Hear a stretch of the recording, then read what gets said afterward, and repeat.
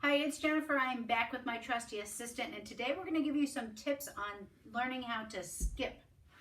So the first thing we're going to do is we're going to touch our opposite hand to our opposite knee. Opposite, opposite. Yep. Just to get that. So when we skip, we'd use that same motion. So now we're going to lift one leg, touch with two hands, and hop. And hop. One hop. One hop. 5 more. I did. 5 more. 1, 2, 3, 4, 5.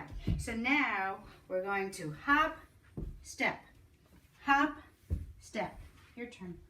Hop, step, hop, step, hop, step, hop. Do it again. Keep your hands on your knees. Hop. Hop, step, hop, step, hop, step, hop, step. There you go. I hope that this helps your kids learn how to... Maybe I like do the real skip, skip. You want to do the real skip, skip? Okay, show them.